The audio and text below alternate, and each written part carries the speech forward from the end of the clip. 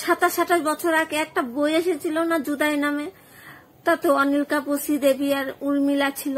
আর সেই সিনেমায় উর্মিলা অনিল কাপুরকে ভালোবেসেছিল এবং তাকে পাওয়ার জন্য শ্রীদেবীকে 2 কোটি টাকা অফার করেছিল। আর সেই টাকা নিয়ে শ্রীদেবী অনিল কাপুরকে দ্বিতীয় বিয়ে দিতে রাজি হয়ে যায়। ইদানিং ভূপালের একটা ঘটনা কাগজে ছাপা হয়েছে।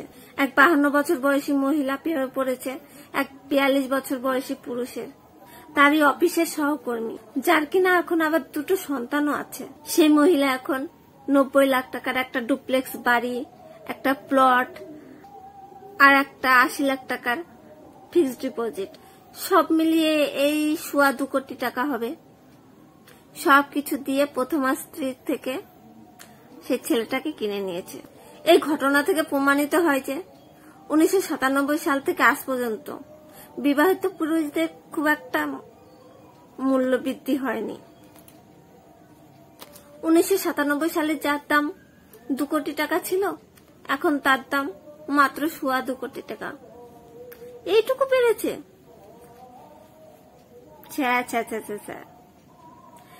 পুরুষদের আন্দোলনে বসার দরকার।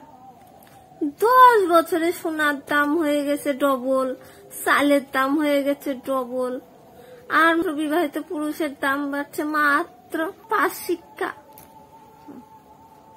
এর থেকে বড় অপমান আর হয় না। তাই আমার বরের বলছিলাম যে ভাবছিলাম তো তোমারও বেচে দেবো, তা যেই দাম বেড়েছে এতে আর বেচে কি লাভ এবার হবে। তা আমার বর বলছে লাভ লোকসানের কথা পরে হবে, আগে অফারটা তো আসুক,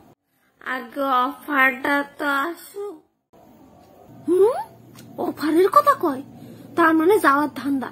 ফুটো শিক্ষা তো নিচ্ছে না, তাই বসে আছে, না ঠিক চলে এত। বন্ধুরা, আমার ভিডিও যদি ভালো লাগে প্লিজ একটা লাইক আর শেয়ার করে দেবেন, আর কমেন্ট করে জানাবেন কেমন লাগলো। হ্যাঁ, আর চ্যানেলটা সাবস্ক্রাইব করতে ভুলবেন না please please please please please.